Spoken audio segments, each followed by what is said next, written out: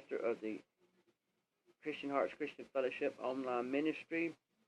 And right now I'm asking y'all if any one of y'all have a church that needs a pastor, or you're starting a church that needs a pastor, contact me and let me know, and we'll see if I'm what your church needs.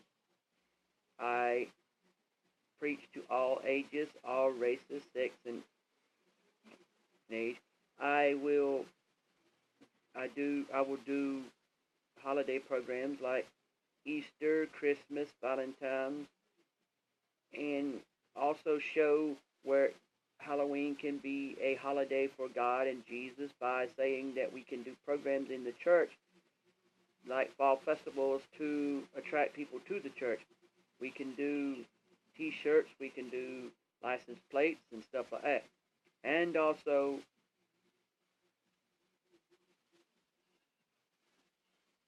well, bear with me. This is my first time doing this, and I know it's not real professional the way I'm doing it. I'm just a little nervous because I've never done an ad like this before. But if you contact me, we'll see if I'm what your church needs. And I don't care what kind of...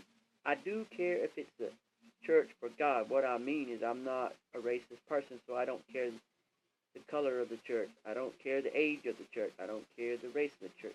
Could be men and women. It could be black and white. It could be black, white, Mexican. It could be any race. As long as it's a race of people that wants to learn and love God.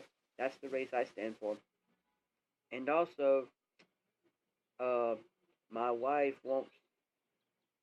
is willing to babysit in our home for $25 a week. If you or someone you know can do that, then contact Jessica Carter Brigman on Facebook. If you can't find her, go to my page, which is Isaac David Brigman on Facebook, and look in my friends list and look her up. But contact me if you need a pastor, and contact her if you need a babysitter. Now, I apologize for the way I done that because I'm a little nervous at this stuff. I've never done this before professionally like this, so I don't know what to do. But I'm doing the best I can. And Lord, if you love me, you'll help people take me seriously. Because I noticed when I did this before, people didn't take me seriously and they were laughing and joking about it. Being nervous is normal. It's part of what God wants us to understand, in life. But with that being said, before I need to get into the message. Alright, consider this the Christian Hearts Christian Fellowship online ministry service for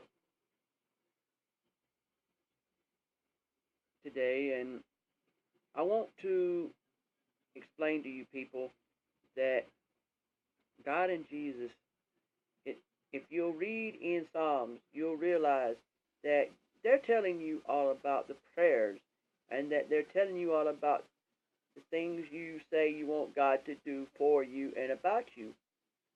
But see, a lot of folks don't want to do that. They're too busy jumping up and down, hooping and hollering about, well, God won't do this for me, or God won't do that, so I got to act like I'm so scared. And come on, people, we love you, and you love us, or so we think you do. So if you don't love us, then why are you saying you do if you don't? And there's too many people in this world that lie, and they'll play these head games where they say they love you, but they don't. If you love people, you would understand what they're talking about when they say that God gave us Jesus to lay down his life for our sins.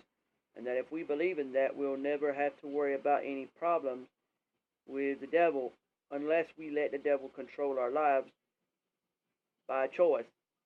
Devil don't make you sin. You have to choose to accept the devil and to accept him and do as he says. But if you accept God and Jesus, then you're better off. While we're at it, let what I'm about to say not hinder you from asking me to help you out if you need my help as a pastor.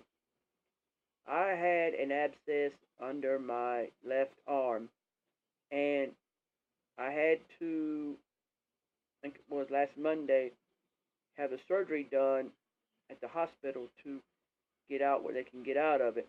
And then last Friday, I had to go for a see. At first, it was I went to the doctor. The doctor said go to the wound care. Then when I had actually it was the doctor said to go to a surgeon, and the surgeon said go to wound care and see another surgeon, and then they said go to the hospital to have a surgery. And when I had my surgery, then they said Friday to go back to wound care to see the surgeon that done the procedure and them check me out. So, and they did, and like it's like I'm doing better actually. So keep up praying for me, those of you that did pray for me, and if you hadn't prayed for me, start praying, because I'm still on the road to recovery. But that won't hinder me from taking the position of a pastor if you need one for your present church or new starting church. And also, don't forget, my wife wants to babysit in our home for $25 a week. And but anyway, I just want to let you know, don't let the devil take you to a level that you don't belong in, because we've seen people go there, and it hurts our feelings to think that there are people out there that do that. And understand, those of you that take me seriously and say, wait, our church needs a man like that in our church, then I'll work with you to be your pastor. But just remember, my dress code would be either casually dressed or either suit and tie. It's your choice, but don't go in there looking like rags unless you can't help it. I mean, I understand some folks are coming off the street, going into the church and being like off the street members, or just people that come whenever they feel like it. But that's a different story. What I'm saying is, those of you that have better clothes, wear them. If you have no choice, then don't worry about it. And we need to start laying down, when we talk to each other, what guidelines I will do and what I won't do, and what your guidelines are, what you will and won't do. Because I want us to work out to where we can work together. And if we need to, we can do it where it's uh, Sunday night, Wednesday night, and maybe Friday nights, maybe a church service. And do we want to have lunch and dinner at the church every Sunday? Like have like Sunday school, and then church, and then lunch, and then either go home or go sing somewhere, and then come back and eat again. And then Wednesday nights, just eat that night, and then have church service. And then Friday nights, either you just go and have church that night, or either go and eat and have church. That depends on what we all agree on, because we have to have an agreement. And the way we earn money for the church, we have to decide whether it's just tithes or if it's fundraisers that are giving the money back to God. If it's that way, about giving back to God, then I don't mind it. If it's tithes and give back to God, that's okay too.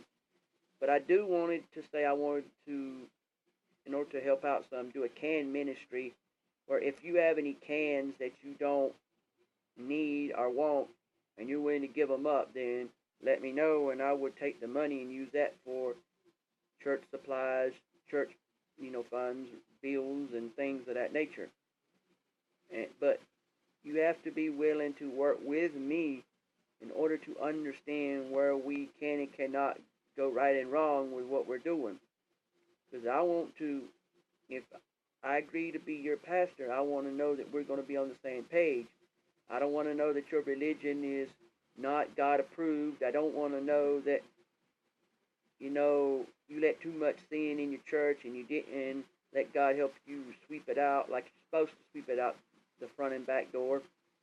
Because that's what the religious front and back door is for, sweeping out all the trash. God says, take all the trash, throw it out the front and back door, and lock them. Keep them That way, you don't literally lock the door, but you do spiritually lock them. You like say, okay, I'm not doing this no more.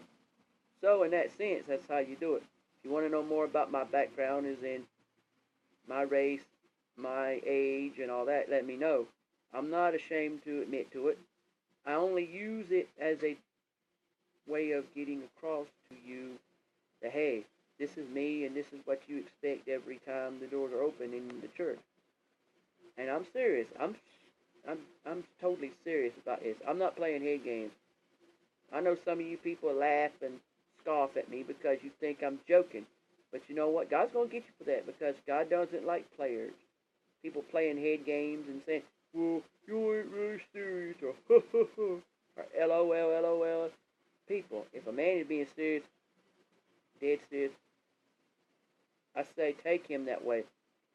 Show the world that you're serious enough to listen to what him and God have to say. Okay? So with that being said, I want y'all to know, read Psalms. It tells in Psalms that we have prayers that we must go by, and we have commands that we're asking God and Jesus to go by, what we want them to do to our enemies. But see, God don't just say, okay, I'm going to be a bully and beat up your enemy, or I'm going to be this man that just does all this crazy stuff.